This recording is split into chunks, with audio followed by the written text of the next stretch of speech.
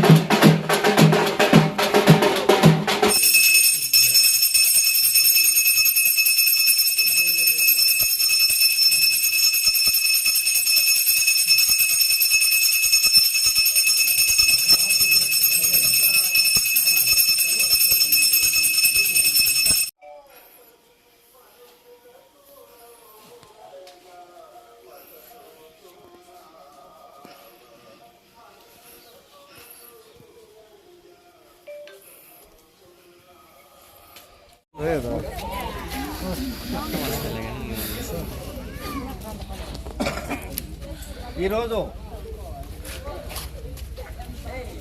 మన పెద్దపంజాని మండలం పెదకాపల్లి గ్రామం సంబంధించినటువంటి ఆకులవారపల్లికి విచ్చేసినటువంటి పల్మేరు వ్యక్తి అయిన ఆర్ మురుగన్ గారికి స్వాగతం సుస్వాగతం తెలియజేస్తూ అందరికీ కూడా వాళ్ళ బృందానికి అందరికీ కూడా మరొకసారి అందరికీ స్వాగతం సుస్వాగతం తెలియజేస్తూ ఈరోజు మా గ్రామానికి ఇచ్చేసినందుకు గాను మాకు చాలా సంతోషంగా ఉందన్న. మీరు ఎన్నో కార్యక్రమాలు చేస్తున్నారు, మంచి మంచి కార్యక్రమాలు చేస్తున్నారు. దానికోసము మీరు మీ సేవా గుణంని అభినందిస్తూ మా గ్రామం తరఫున ఆకులవారిపల్లి గ్రామం తరఫున మేమందరూ కూడా ఈరోజు మిమ్మల్ని ఆహ్వానించడం జరిగిందన్న. మా ఆహ్వానాన్ని మన్నించి ఈరోజు ఇక్కడ విచ్చేసినందుకు గాను మాకు చాలా సంతోషంగా ఉంది. ఇలాంటి మంచి పనులు చేస్తున్నందుకు గాను మీకు డాక్టరేట్ సేవా పురస్కారము అందిన దానివల్ల మాకందరికీ కూడా చాలా సంతోషంగా ఉంది. ఇలాంటి మంచి కార్యక్రమాలు చేస్తున్నందుకు మేమైతే చాలా అభినందిస్తున్నామన్నా. మీరు మాకైతే ఇప్పుడే తెలుస్తా ఉంది, ఓం శక్తి మాలలు వేసిన మహిళలందరికీ కూడా ఫ్రీగా బస్సులు పెట్టి వాళ్ళందరినీ కూడా తీసుకుపోయి దైవ దర్శనాలు చేపిస్తూ వాళ్ళకి ఫ్రీ బస్సులు అయితేనేమి ఉచితంగా అన్నము పెట్టడం అయితేంది, ఇలాంటివన్నీ కూడా చాలా సేవా కార్యక్రమాలు చేస్తున్నందుకు చాలా సంతోషంగా ఉందన్న. నిన్న పోయి మేము కలిసినప్పుడు నిన్నే శ్రీశైలానికి కూడా 2 బస్సులు పంపించి 2-3 బస్సులు పంపించి అందరికీ కూడా ఉచిత ఏర్పాట్లు చేస్తున్నందుకు మీ సేవా గుణము మర్చిపోలేకపోతున్నామన్నా.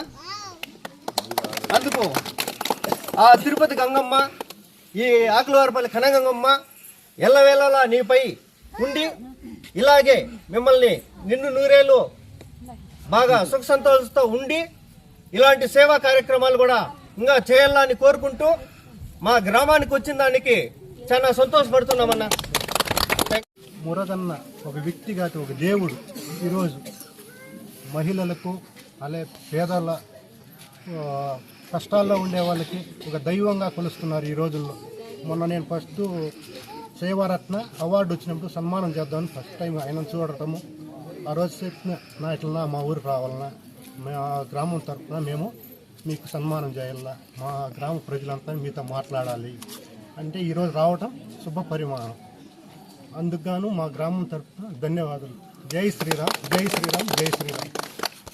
సన్మానానికి విచ్చేసినటువంటి పెద్దలకు చిన్నలకు అందరికీ నా నమస్కారములు.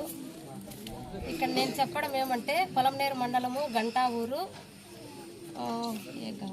తిరుపతి గంగమ్మ గుడి వాస్తవులైనటువంటి మన చైర్మన్ అయినటువంటి మన మురగన్న గారికి నా నమస్కారములు. అదేవిధంగా మేము కూడా ఈ మధ్య మొన్న మాల వేసుకొని కూడా 8 మంది అన్న వాళ్ళ బస్సుల్లో ఫ్రీ బస్సులు 12 బస్సులు, ఆ బస్సుల్లో కూడా మాకు ఛాన్స్ ఇచ్చినాడు. మాకు ఏదో చాలా ఇబ్బంది పడినాము, కానీ అన్న దగ్గర పోయే కొందరికి లేదనకుండా మాకు మంచి అవకాశం కల్పించి 12 బస్సులను 600 మందిని మాకు టూర్ పిలుచుకోబోయి మాకు ఎలాంటి లోపము జరగకుండా ప్రతి ఒక్క భోజనంలో కానీ మా వసతుల్లో కానీ ప్రతి ఒక్క దీంట్లో కానీ మాకు దగ్గరుండి బస్సుకి మంచి అవకాశంగా మంచి ఇదిగా మమ్మల్ని ఇక్కడికి మళ్ళీ చేరవేసినాడు. 3 రోజులని టూరు, 6 రోజులు మమ్మల్ని మంచిగా టూరు చూపించుకొని వచ్చినాడు. అదేవిధంగా ఈ గ్రామానికి మేము ఆ రోజు అనుకున్నాము, మేము అన్నని మా గ్రామానికి తీసుకురావాలా అనుకున్నాము, కానీ అది మేము ఈ రోజు రేపు అనుకుంటా ఉన్నాము. కానీ మా గ్రామంలో వాళ్ళు రమేష్ రెడ్డి గారు ఇట్లా మా మౌలి సుబ్రహ్మణ్యం వీళ్ళు వచ్చి ఇక్కడ తీసుకురావడము మంచి అవకాశంగా మేము ఈరోజు ఎన్నుకున్నాము. చాలా సంతోషంగా కూడా ఉంది మాకు. ఆ అవకాశం వాళ్ళ వల్ల వచ్చిన దానికి మాకు సంతోషంగా ఉండాది. అదేవిధంగా ఈ అవకాశాన్ని మంచిగా తీసుకొని ప్రతి ఒక్కరూ దీంట్లో పాల్గొనాలి. అన్న వచ్చిన దానికి ప్రతి ఒక్కరూ దీంట్లో పాల్గొని సంతోషించాలని కోరుకుంటున్నాను.